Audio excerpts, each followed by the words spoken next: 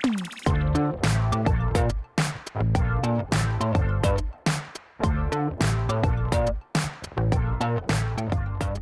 it's Jennifer from Sea Lemon. Today I'm going to show you a tutorial on a secret Belgian bookbinding, also sometimes called a crisscross binding. This binding method has been highly requested by you guys, and if you're into Coptic stitch, some of you have asked if there's a method for covering the spine part, but still something similar to Coptic stitch, so this might be something you like as it kind of covers both of that. Some benefits to this binding is that it requires no glue, it lays all the way flat when you open it, and you can also fold over the cover behind the entire book, which is a little bit of a trick to this binding. In the process of researching this method, I came across a couple of different ways to bind in this style, and there really is no right or wrong, it's just whatever you find works for you. I will link a couple of tutorials that I found really great and helpful on YouTube in the description, and you are welcome to adjust the size, the measurements, anything of this book to suit your needs.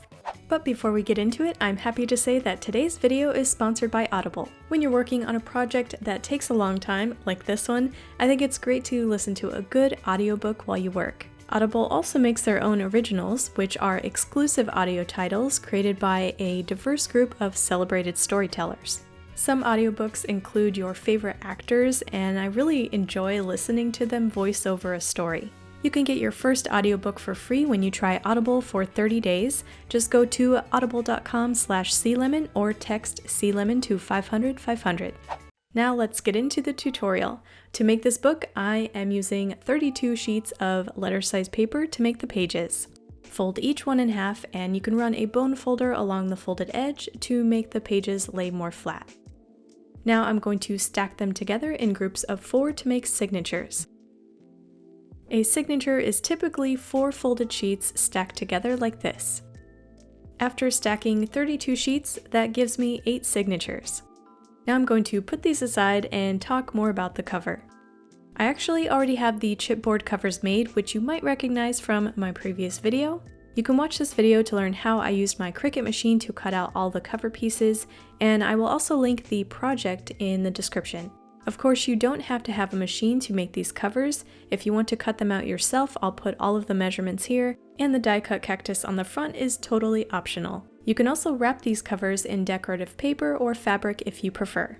The front and back covers are based on my signature size, adding an 1/8 of an inch hang on the outside edges. Here's the final size of my front and back cover. The size of the spine piece is based on the width of all of the signatures gathered together. Also adding an 1/8 of an inch on top and bottom to match the covers, and here are the measurements for my spine cover piece. And the binding holes on the front and back covers are all 1 inch apart starting from the center, and I used the width of the spine to measure out how far away from the edge to make them. And these binding holes can easily be made with an awl or screw punch. Now let's make the binding holes on the pages. Using one signature as a template, I'm going to center it with the cover, which already has all of the holes measured out, and I'm using that as a guide to mark them on the folded edge of the signature. Then place it on top of all of the other signatures and stack them together. And while holding them all in place, you can use a straight edge to line it up with that template and mark a line across all of the folded edges of the signatures.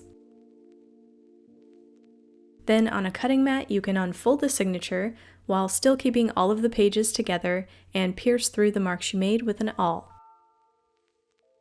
Repeat this on each signature to make the binding holes, and don't forget to stack them in the same order as you marked them. Now my pages are all prepped, but now I'm going to set these signatures aside and bind the cover. To do this, I'm using cotton craft thread, and to estimate how much to use, I'm stringing out a line of thread about the height of the cover for as many times as there are binding holes. So for my case, it was about 9 times, which ended up being more than enough thread. To reduce tangles and protect the thread on the outside of the book, I'm going to wax it with beeswax. I do have a past tutorial on how to do this, but you just simply string the thread across the beeswax a couple of times. Then single thread a curved or straight binding needle with a little tail of thread hanging off. You want to keep at least a 1/16 of an inch space between the boards, and to help do this, you can use removable tape or washi tape. Starting at the top from the inside, pull the thread through to the outside, leaving a tail of thread on the inside, and pull the needle back through the space between the cover and the spine. Over the spine and out on the next space. Then back through the next binding hole.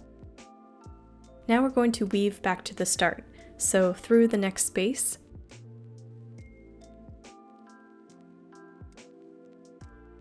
and back in through the other, and we're going to tie these two pieces in a knot.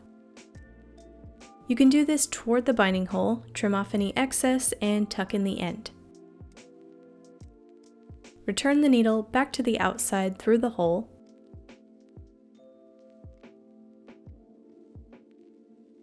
in through the space, and then over the spine to the next space. And make sure you always weave below the previous line of thread.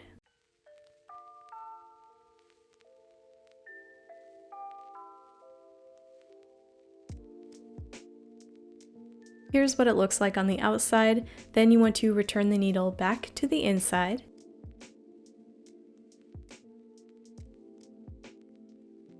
Then go straight down to the next binding hole. Then back to the inside, and if you want to go faster, you can actually pass the needle between both spaces at the same time, and it also helps to bend the cover. That way you can easily pull the thread and it doesn't get stuck. And come back through to the inside, through the spaces around the spine, out through the next hole,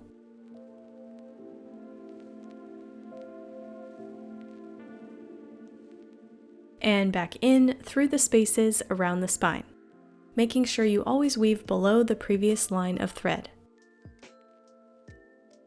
Return the needle back to the inside, and just like before, you're going to go straight down to the next binding hole. And go back in just like before. So by now you can kind of see the pattern of binding. It's a row of weaving thread back and forth, and you're going to repeat this all the way down to the last binding hole. And feel free to adjust the thread if it gets a little crooked, or you can also add more space if you find that your thread is too large for the spaces.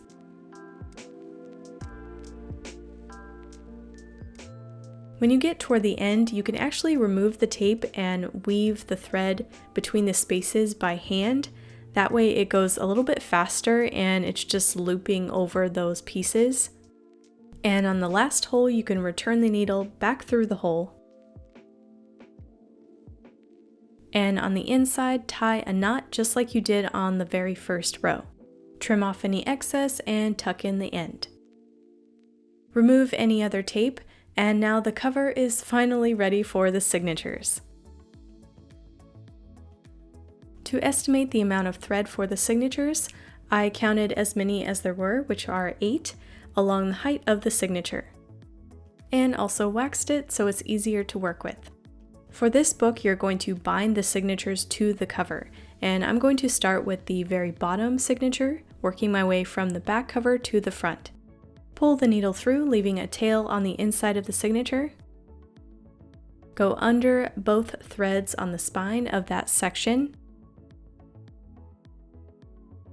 and back through to the inside of the signature. Tie a knot and then pull the needle back through to the outside. Loop below the double thread on the spine. Some people like to bind 2 sections at a time, and you can do that, but I prefer to do each section individually. So I'm pulling the needle back through to the inside, out and under the thread on the spine on the next section, and so on. When you reach the last section of each signature, you can go back and make sure that there's enough tension on the thread so that they're not loose on the cover. And you can move the signatures along the threads to adjust for the next one. And to bind on the next one, you just want to make sure you've looped below those 2 threads and return the needle back to the inside of the new signature. And return the needle back out, going below those 2 threads on the spine.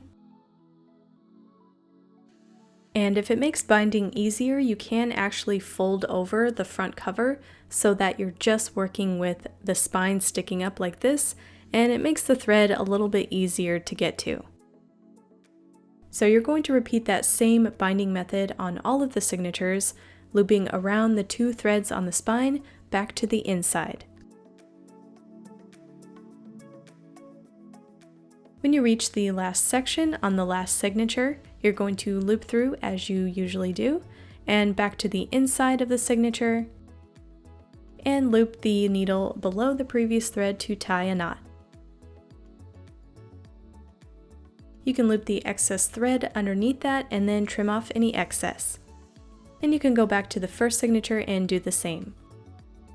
And we are done! Here is the complete book bound with a secret Belgian binding method. The secret part of this is that the stitches are actually hidden on the inside of the book, but also that little trick I showed you, you can flip the front cover to the back. It looks like a magic trick and it is fun to do, but if I'm being totally honest, I don't think I would use it other than just displaying the first page of my book, because you can't really bend back the other pages like a spiral bound book. But overall, it's a really unique binding and I look forward to making more books with this method. Thanks again to Audible for sponsoring this video. You can get your first audiobook free with your free 30-day trial. Just go to audible.com/clemon or text clemon to 500-500. Hit that like button if you found this tutorial helpful, and if you make your own version of this secret Belgian bookbinding, I would love to see your books, so share those with me on my social links. Follow me while you're there and add a hashtag #clemon to your pics. If you haven't already, make sure you hit that subscribe button and hit that bell so you can be the first to get notified for when I post new videos. And I want to say a big shout out to my YouTube members and patrons. Thank you for supporting this channel and helping me make more content for you to watch. If there's a book project you want to see on this channel, comment below.